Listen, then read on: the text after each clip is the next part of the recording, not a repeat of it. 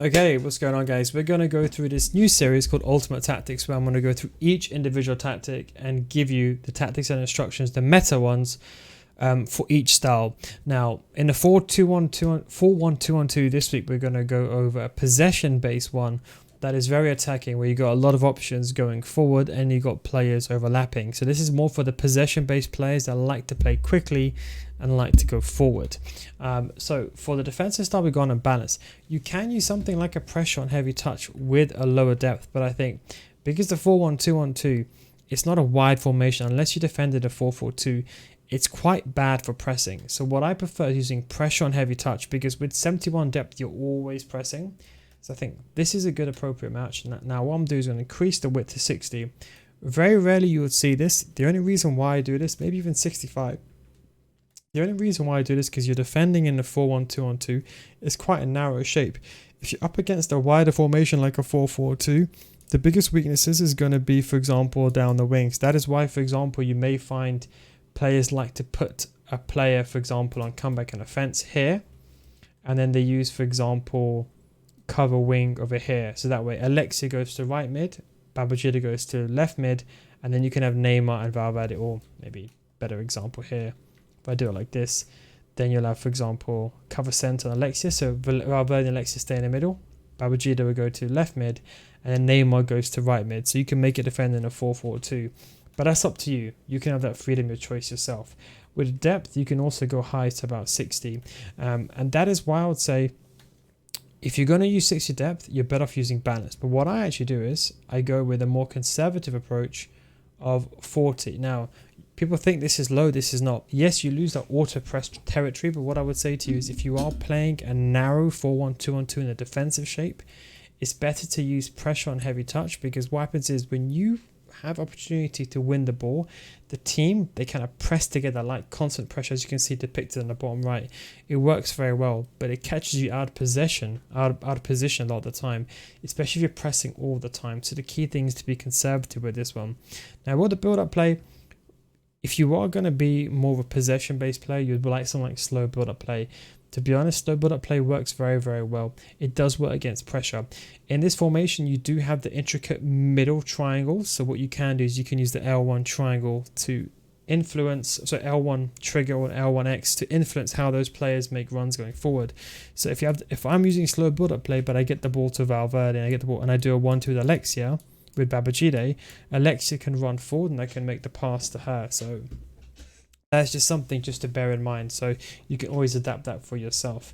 And for the chance creation, I think forward runs. Is the best option. Don't forget, the slow build-up play works up to the first 2/3, and then the final third is forward runs.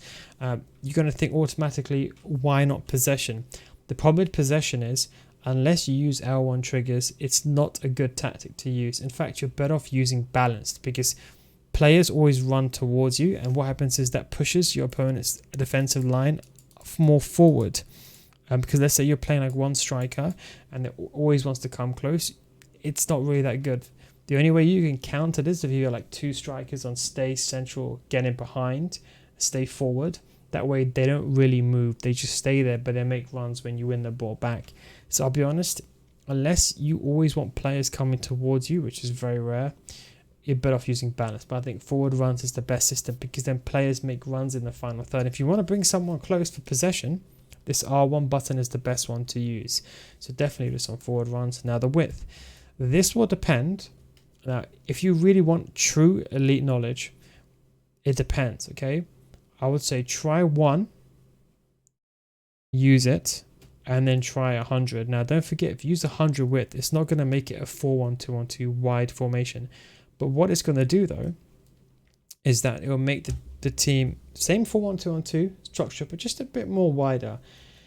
I guarantee you, tell the average player 1 width and 100 width, you're not going to notice that much of a difference, but it'll be enough for you to figure out the shape. So I'll be honest, use one of the extremes. Trust me, just try it. Just trust me and try it.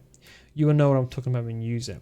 For the players in the box, you can use 6. You won't find yourself in cross situations that much unless you have the fullbacks unbalanced, and corners and free kicks, however you would like that. And don't forget, well, since we're on the halfway point, if you want to see more videos like this, don't forget you can subscribe to my Patreon series, patreon.com/NeilGuides, for more tactics videos and in-game tutorials, more advanced ones like this. In fact, we have a new video series where we go through each individual tactic, each width and depth, and explains to you what each thing does so you can make your own tactics. Now, for the strikers, stay forward, get it behind for both of them.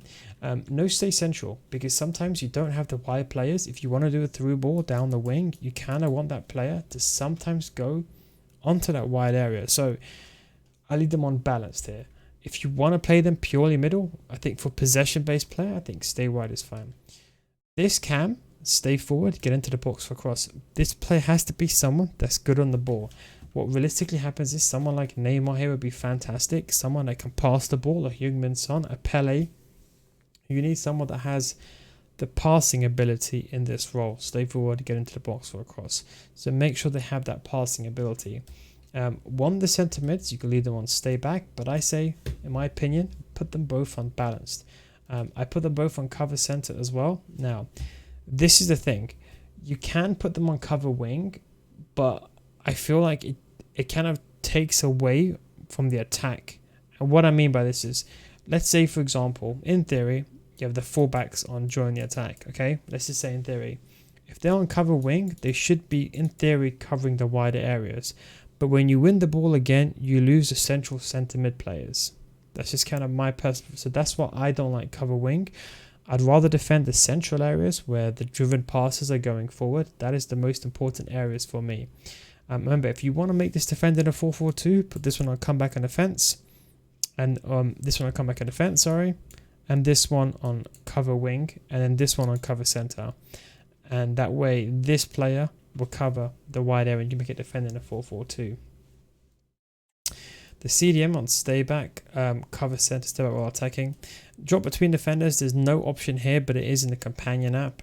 To be honest, I don't know why it's like that this year, but it is what it is. You need here a pure CDM, here a Vieira, a Tomori. The ice card is very, very well good here. Ramirez, someone that's got pace and recovery, because when you're out of possession, you might have 3 players, and this player will kind of make a temporary centre-back because these players might go to the wider area, so that's something just to bear in mind. Both the centre-backs on balanced, left-back, right-back on overlap and balanced.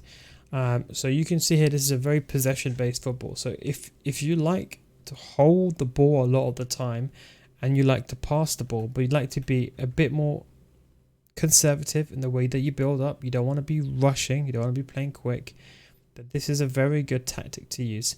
I would fully recommend this tactic. It's a very good one if you want to be a bit more slower, but be a bit more progressive, but you want to be meaningful and have an actual attack in the final third, because when you put possession on, sometimes your players, they do nothing. But that is what I'd recommend. Of course, fast players here, but those are the 4-1-2-1-2, I would say, attacking possession-based tactics. I think it's very, very good. I think it's quite conservative. Some of you guys want like push on heavy touch. Feel free to leave this on balanced if you find it to be too much. But anyway, those are the 4-1-2-1-2 customized instructions. Thanks for watching, and I'll catch you next time. Peace out.